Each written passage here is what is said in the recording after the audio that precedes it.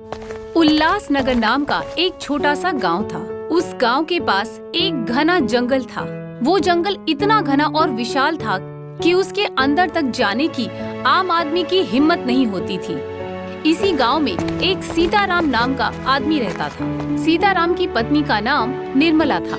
सीताराम रोज जंगल जाकर लकड़ियां काट कर लाता था और उसकी पत्नी घर और पशुओं की देखभाल किया करती थी।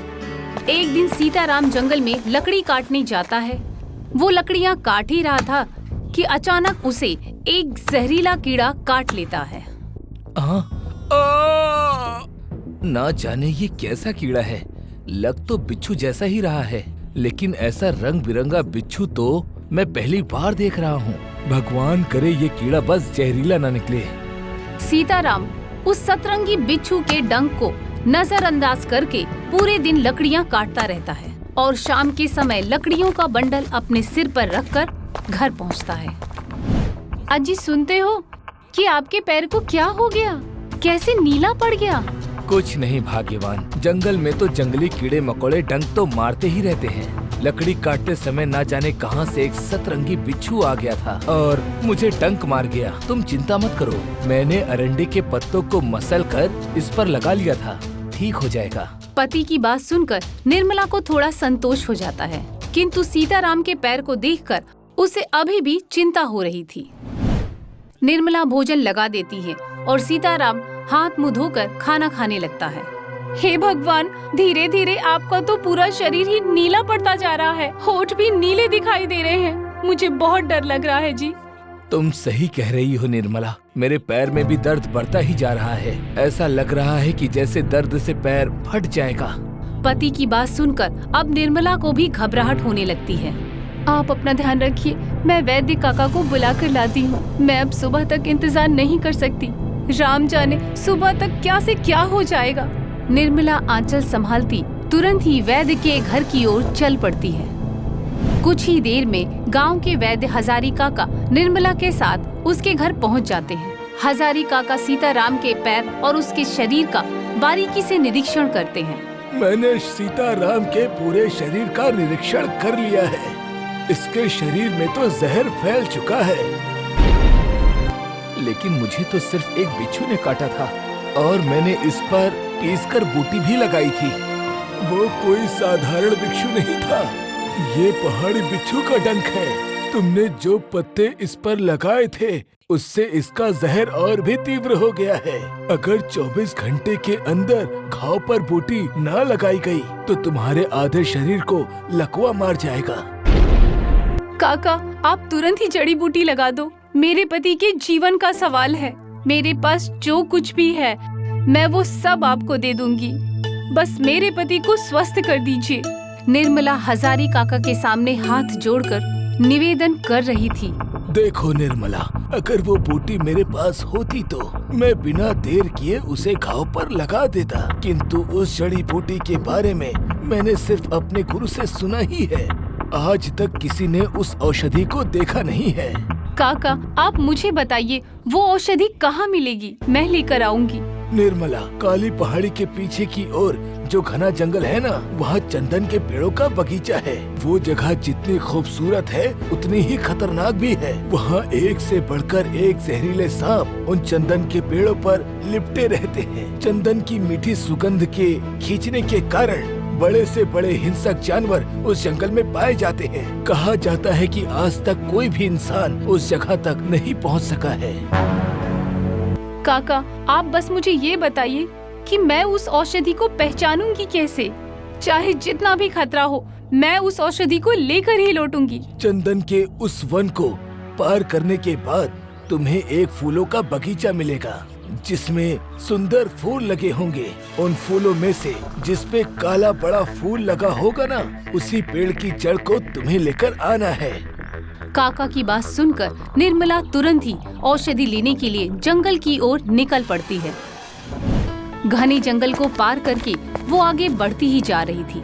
धीरे धीरे रात गहरी होती जा रही थी। काली पहाड़ी अभी भी उसकी पहुंच से काफी दूर थी। निर्मला का पूरा शरीर थकान से चूर हो गया था, लेकिन हजारी काका के शब्द उसे आगे बढ़ने की प्रेरणा दे रहे थे। काका को किसी भी हालत में 24 घंटों में ये औषधि चाहिए थी। अगर मैं आराम करने के लिए रुकूंगी तो कहीं देर ना हो जाए। ऐसा सोचकर वो अपनी थकान को भूलकर काली पहाड़ी की ओर पहुंचने के लिए तेजी से आगे बढ़ती है। वैसे निर्मला को जंगली जानवरों और कीड़े मकोड़ों से बहुत डर लगता था, लेकिन आज पति की सलामती के लिए वो बिना डरे आगे बढ़ती ही जा रही थी। सुबह के लगभग 4 बजे के आसपास वो काली पहाड़ी पर पहुंच जाती है। काका के बताए अनुसार काली पहाड़ी पर बहुत ही घना जंगल दिखाई दे रहा था। अंदर जाने का कोई रास्ता भी नहीं सूझ रहा था, क्योंकि हर तरफ बस पेड़ ही पेड़ नजर आ रहे थे।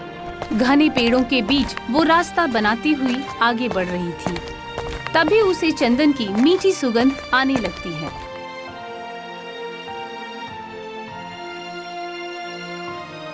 लगता है मैं चंदन वन तक पहुंच चुकी हूँ।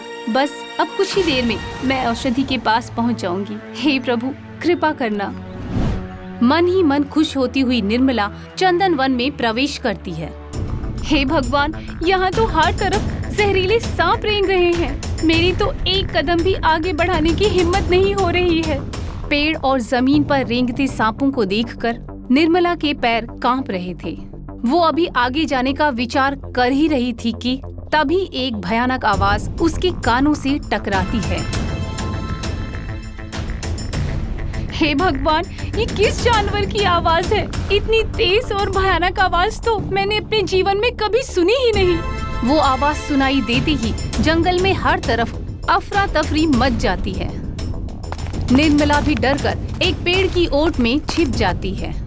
पेड़ की ओट से निर्मला देखती है कि शेर, चीते, भालू, सभी तरह के खतरनाक जंगली जानवर डरकर इधर उधर भाग रहे हैं। ये किस जानवर की आवाज थी जिसे सुनकर शेर भी दुम दबाकर भाग रहा है? काका ने कहा था कि इस जंगल में एक से बढ़कर एक खतरनाक जंगली जानवर हैं। शायद उनकी बात सच थी। निर्मला अभी सोच ही रही थी कि उसे अपने पास से किसी के गुर्राने की आवाज सुनाई देने लगती है। निर्मला घबराकर पीछे मुड़कर देखती है। उसके पीछे कुछ ही दूर पर एक बाघ खड़ा हुआ गुर्रा रहा था। जंगली जानवरों को शायद उसके मांस की महक आ गई थी, इसलिए जंगली जानवर उसके चारों ओर घेरा बनाकर खड़े हो गए थे। लगता है अब मेरा अंतिम समय आ गया है। इन जानवरों ने मुझे घेर लिया है। अब मेरा यहाँ से बचकर जाना संभव नहीं है। निर्मला ने डर से अपनी आंखें बंद कर ली थी। तभी जंगल की जमीन ऐसे हिलने लगी मानो भूकंप आ गया हो। देखते ही देखते एक काली परछाई से वहां अंधेरा छा गया। निर्मला ने नजर उठाकर देखा तो उसके पैरों के नीचे से जमीन ही खिसक गई। उसके सामने एक चट्टान जितना बड़ा जानवर खड़ा था, जो एक चिंपैंजी जैसा लग रहा था। जिस खतरनाक जानवर से निर्मला डर रही थी, उस बड़े से बाघ को चिंपैंजी ने चींटी की तरह मसलकर फेंक दिया। निर्मला हाथ जोड़कर भगवान से प्रार्थना करने लगती है। हे बजरंगबली, रक्षा करो। बस एक बार मैं ये औषधि अपने पति के पास पहुंचा दूं, उसके बाद मैं खुद आपके इस भक्त का भोजन बनने के लिए वापस आ जाऊंगी। निर्मला आंख बंद कर बुदबुदा रही थी। तभी उसे एक आवाज सुनाई देती है। किंग कॉन्ग नाम है मेरा, ये मेरा इलाका है। यहाँ क्यों आई हो? मेरे पति की जान खतरे में है, मुझे जाने दो। मैं वादा करती हूँ, उनके पास औषधि पहुँचाकर मैं लौट आऊंगी। तब तुम मेरा शिकार कर लेना। निर्मला की बात सुनकर किंग कॉन्ग झुककर निर्मला के चेहरे के नजदीक आकर उसे देखने लगता है और जोरदार आवाज से गुर्राने लगता है। किंग कॉन्ग की आवाज सुनकर वो पूरी ताकत लगाकर फूलों के बगीचे की ओर दौड़ने लगती है। तभी किंग कॉन्ग आकर उसे अपनी हथेली पर उठा लेता है। मुझे छोड़ दो, भगवान के लिए मुझे छोड़ दो। निर्मला के रोने की आवाज सुनकर किंग कॉन्ग उसे इशारे से चुप होने के लिए बोलता है। निर्मला घबराकर चुप हो जाती है। किंग कॉन्ग उसे ले जाकर फूलों के बगीचे में उतार देता है। निर्मला झट से जाकर एक काले फूल के पौधे को जड़ से उखाड़ लेती है। किंग कॉन्ग एक बार फिर से निर्मला को अपनी हथेली पर उठाकर और बड़े बड़े कदम रखते हुए जंगल से बाहर की ओर जाने लगता है। मेरी बात समझकर आपने मुझ पर बहुत बड़ा एहसान किया है। अब मुझे नीचे उतार दो, मैं चली जाऊंगी और कल अपना वादा निभाने के लिए जरूर आऊंगी। अगर तुम्हें अकेला छोड़ दूंगा तो घात लगाकर बैठे जंगली जानवर तुम्हें छोड़ेंगे नहीं। मैं तुम्हें कोई नुकसान नहीं पहुंचाऊंगा। तुम्हारे घर के पास तक सुरक्षित छोड़कर मैं वापस आ जाऊंगा। गांव की सीमा से पहले निर्मला किंग कॉन्ग से खुद को नीचे उतारने के लिए कहती है। निर्मला के बार बार कहने पर किंग कॉन्ग उसे नीचे उतार देता है और जंगल वापस जाने लगता है। जैसे ही निर्मला 2-3 कदम आगे बढ़ाती है, उसके सामने एक बाघ आ जाता है। बाघ को देखकर निर्मला डर जाती है और जोर से चिल्लाती है। अगले ही पल किंग कॉन्ग निर्मला और बाघ के बीच में खड़ा हो जाता है। मेरा साथ देने के लिए आपका बहुत बहुत धन्यवाद किंग कॉन्ग। मैं कल इसी समय आपको जंगल में मिलूंगी। नहीं, अब कभी भी वापस मत आना, गांव में ही रहना। निर्मला किंग कॉन्ग को धन्यवाद देते हुए दौड़ती हुई अपने घर वापस लौटती है और वो औषधि काका को थमा देती है। निर्मला की औषधि के असर से जल्दी ही उसका पति स्वस्थ हो जाता है। गांव में बच्चे बच्चे के जुबान पर निर्मला के साहस के चर्चे फैले हुए थे, लेकिन निर्मला जानती थी कि असली हीरो वो नहीं, किंग कॉन्ग है, जिसने उसकी जंगली जानवरों से रक्षा की और सही सलामत उसे गांव तक पहुंचाया।